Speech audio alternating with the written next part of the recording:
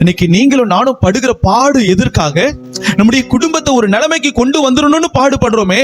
நம்முடைய பிள்ளைகளுக்கு ஒவ்வொரு மாசமும் ஃபீஸ் கட்டணும்னு போராடும்.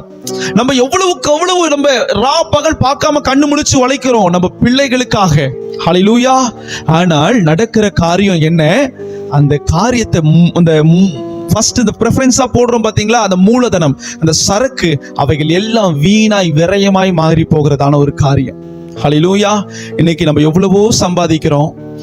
பேதுரு போல ரா முழுக்க பிரயாசப்படுறோம், பகல் முழுக்க ஓடுறோம். ஆனா கையில ஒண்ணுமே நிக்காத ஒரு சூழ்நிலை. ஆண்டவர் என்ன வாக்குத்தத்தம் கொடுத்தார்? உன் கைகளின் பிரயாசத்தை நீ சாப்பிடுவாய். உன் உடம்புல இருந்து ரத்தத்தை நீ வேர்வையா மாற்றி அது நிமித்தம் நீ சம்பாதிக்கிற தொகை, அந்த பணம், அந்த ஆசீர்வாதம் நீங்கள் நல்லா இருக்க வேண்டும் என்று சொல்லி பரத்திலிருந்து கர்த்தர் ஆசீர்வதித்து தந்தது.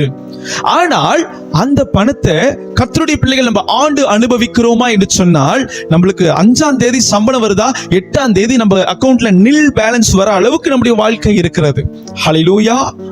அப்போ யோசித்து பார்க்கணும், ஏன் ஆண்டவரே நீங்க தான் எனக்கு சம்பளம் தரீங்க, நான் யாரையும் ஏமாற்றியோ லஞ்சமாகவோ இதை நான் சம்பாதிக்கல, நீங்க கொடுத்த பலத்தினாலே நான் சம்பாதிக்கிறேன். ஏன் ஆண்டவரே என்னுடைய நன்மை, இந்த நன்மையை நான் சுதந்திரித்துக் கொள்ள முடியல?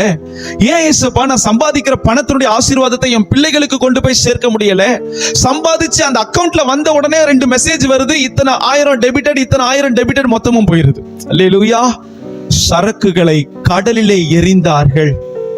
எதனால? கர்த்தருடைய வார்த்தைக்கு மாறாய் ஒரு காரியம் செய்ததினாலே.